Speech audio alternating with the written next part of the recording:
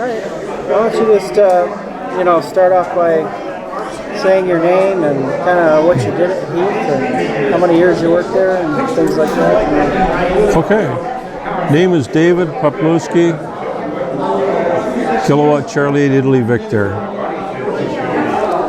I started Heath Company in 1968, and I worked there till sometime in 1992, probably a month short of 25 years career at that company. So I worked there just short of 25 years.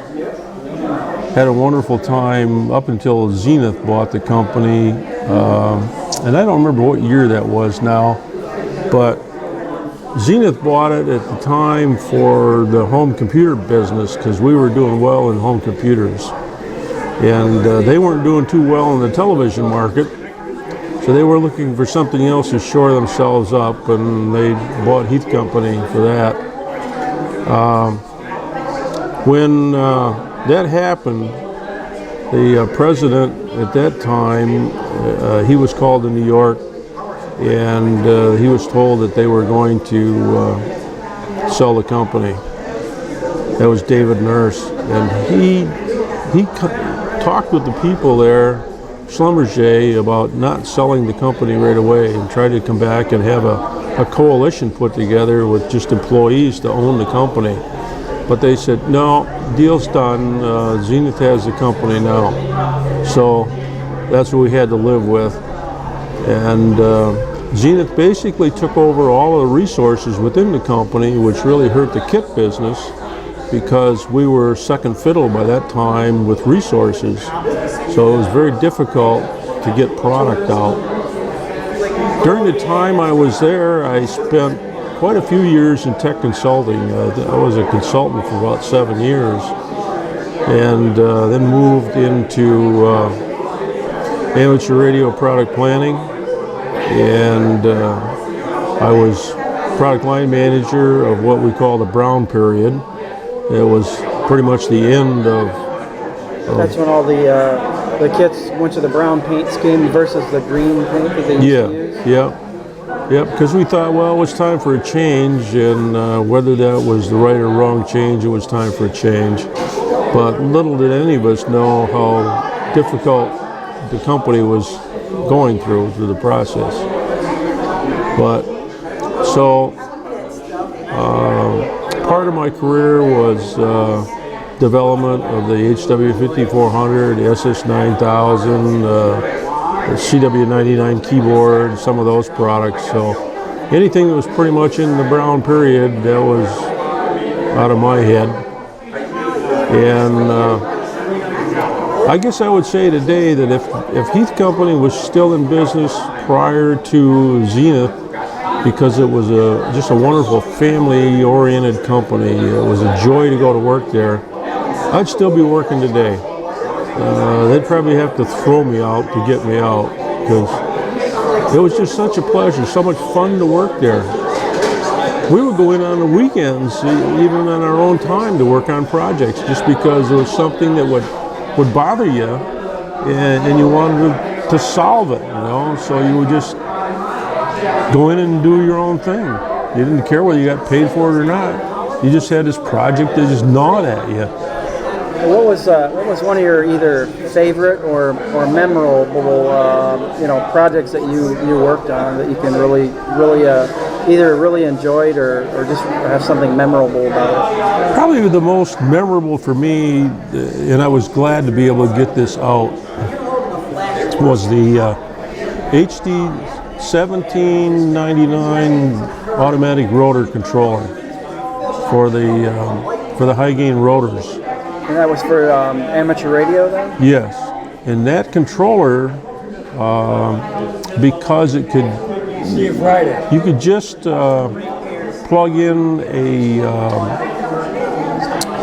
location and hit one button and turn your antenna there, so you didn't have to calculate azimuth or direction or anything, just the rotor controller took care of it. So that was really fun to be able to make that come to fruition and bring that out to the public, to the amateur public. So there would be like some calibration procedure initially where you would tell it what direction north, south, east, and west was, and then it would go from there, or? Well, it was all programmed in the software already, and all you had to put in was your geographic location. Okay. And that was it. Takes care of everything from that point. Okay, that's neat. Yeah. And of course, the other one was the end of the line in amateur radio was the SS9000 transceiver.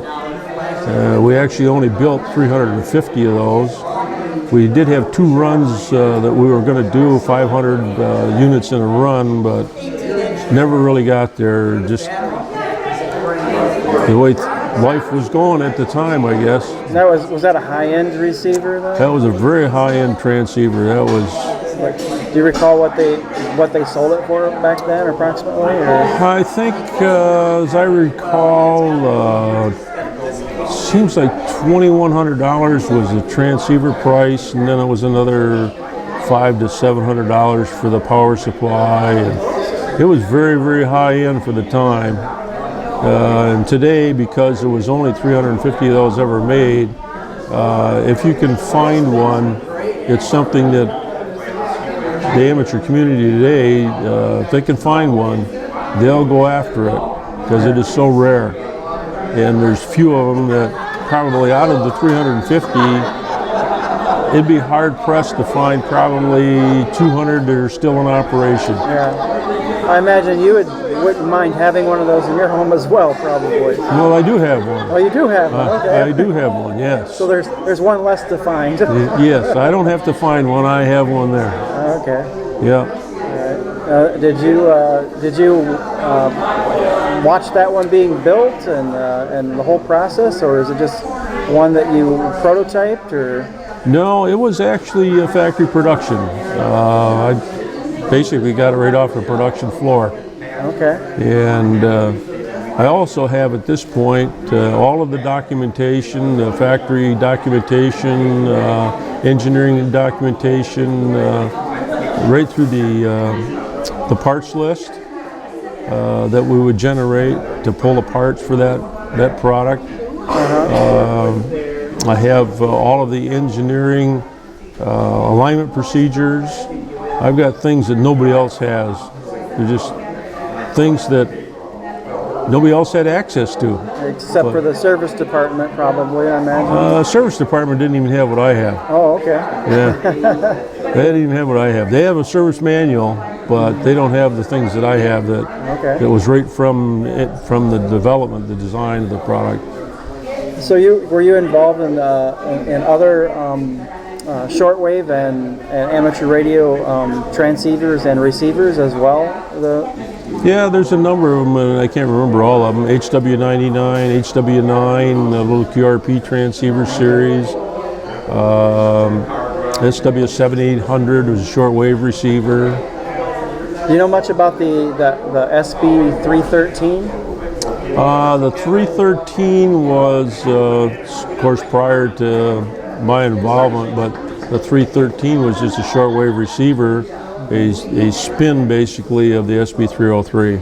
It was basically the transistorized version of the tube receiver. Is that correct?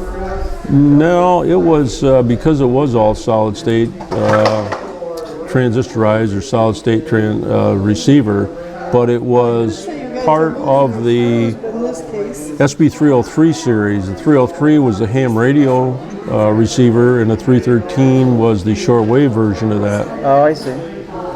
So it was the receiver without the transmitter portions of the circuitry then?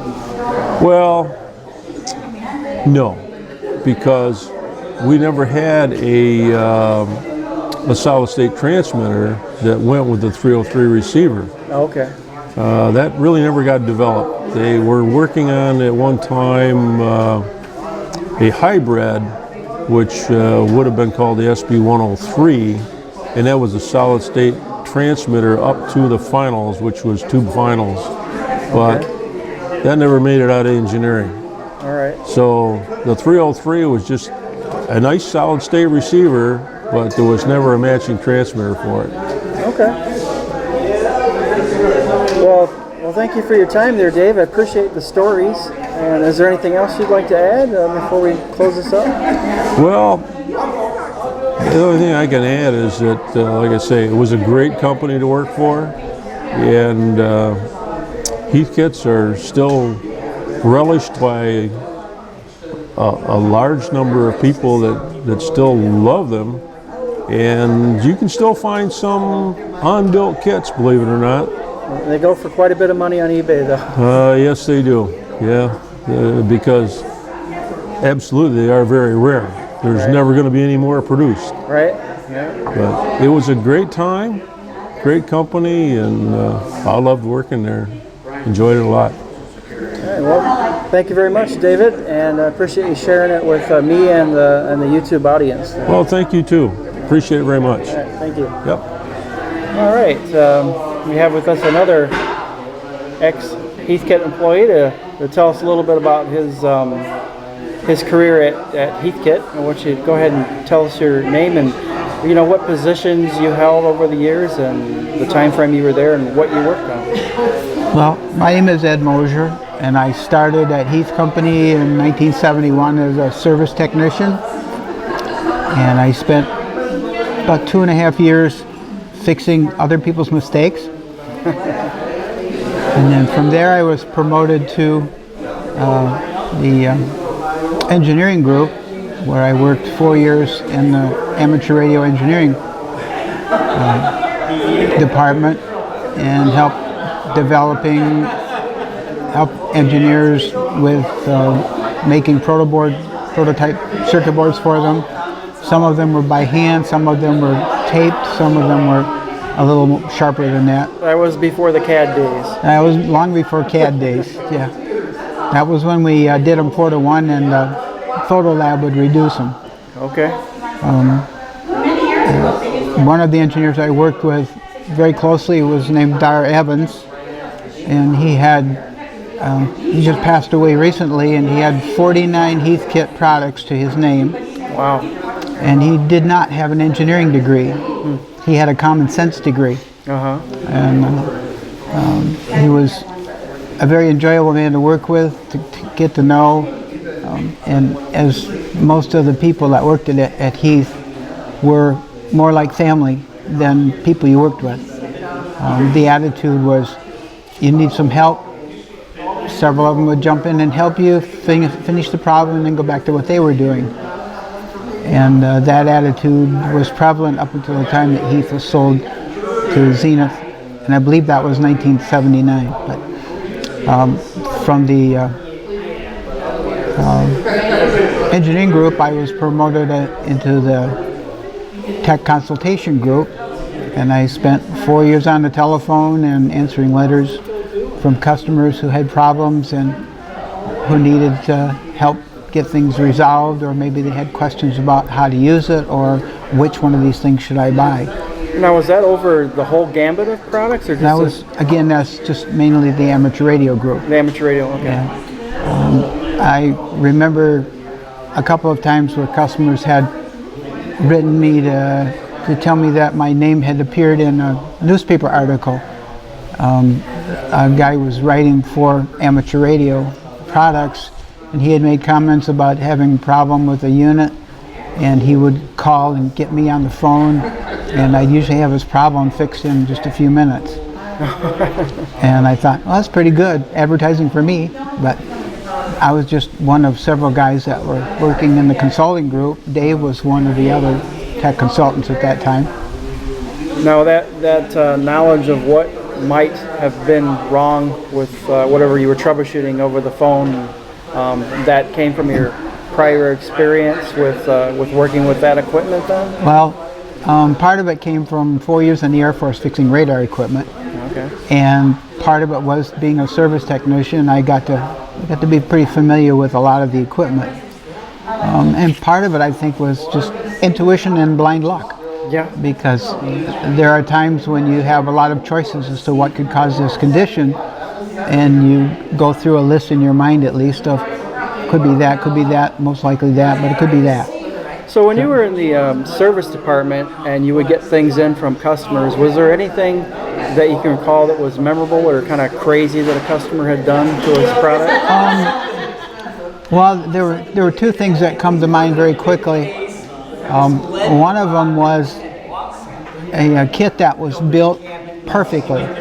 Every wire was in place, every component was where it was supposed to be, except that the parts were mounted on the foil side of the board instead of on the side screen for the parts.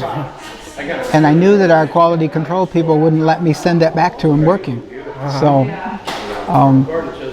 I think ultimately I ended up building a couple of boards for that unit. You really couldn't justify charging them a service fee because there was really nothing wrong with it, just the parts on the wrong side of the board. So was there something that he sent it in that wasn't functioning when it was built that way? I think he sent it in primarily for alignment because that was one of the services we offered. For I see. A small fee, we would take their completed kit, check it out, align it for them. Okay. The other one was a receiver that came in that was just a total nightmare. And the guy was one of those vocal people that would, let's see, he was building that, I think, to evaluate for some newspaper article, and he reported that it was a piece of junk and it didn't work and all that.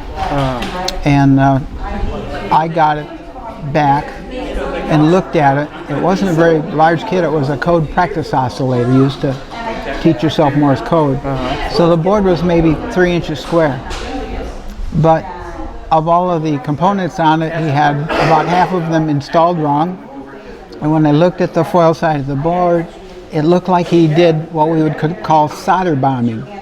Instead of putting heat to the components and the foil and the solder flow, he'd just be over the top and just like that, and the foil, the solder would fall on the board. And he thought that would be a good connection. And he had some of them bridged and like that. So you know, that's one thing I've always noticed about any Heathkit that you bought, whether it was a high-end transceiver or the smallest kit they made, the beginning always started with, this is how you solder. Exactly. Well, some people, I don't know how to solder, I don't need that. Right. So, but anyway, I built a new board and installed it, and then I sent the new board and the old board back to the customer, and I say, here's what your friend built, here's what it should have been. The guy, it turns out, was writing the article, but he didn't have time to build it, so he gave it to another friend who was supposedly an electronics guy and could build it for him. So I changed his opinion of Heath products. Okay. Did he have a follow-up article retracting what he said before? I don't know that he did, because usually customer is happy, they go away and they might tell a friend or two. If customers are unhappy, they tell 10 friends. Right. That is so true. But so you had started in the service department, and then you were technical support, both with mail and phone support. Right. Well, service department. I went up to engineering for 4 years. Okay. Then I went to consultation, and at that time, Dave. While I was up there, Dave Poplewski, the man you just interviewed, was the lead consultant there, and he was promoted down to the service department to be the supervisor for service. Okay. And then he got an opportunity to move into the product management end of the field, where he could be a product manager or determine what products would be constructed. So I ultimately ended up replacing him in the service department. Okay. And so I spent 4 years there.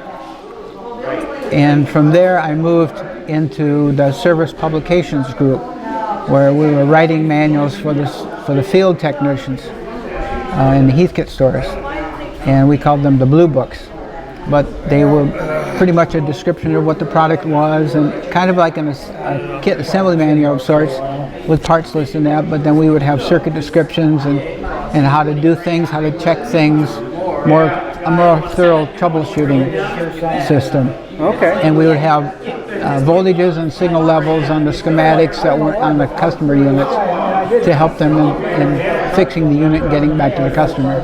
I imagine those probably got quite involved with describing all the inner workings of the different circuits and how to troubleshoot and calibrate things. Yeah, some of them were. We would kind of break down, if there's multiple circuit boards, we would break down the function of each board and tell a customer how it worked, how it functioned, what it contributed to the operation of the unit. And were you working on like one thing yourself, or was it like a team of people working on different chapters, or how was it broken up? In that position, we were given a new product with an assembly manual, and then we basically concentrated on one product at a time. So it was a solo. Okay. And what kind of a time frame typically would that take to go from the start to it being published for the field? That, of course, depends on how complex the unit was, right. But it might be 3 or 4 weeks or a couple months. If we had stuff that had a lot of complex stuff, maybe a lot of digital circuitry, which was relatively new back in those days, then we had to explain that out to them. Okay. And tell them what to expect and what test equipment they could use to fix it. Okay. Well, is there anything else you'd like to tell us? From the publications group, I went into, from the tech publications, I went into manual writing, and I wrote manuals for about 30 products over the course of those few years. From there, I went in and became the managing editor of the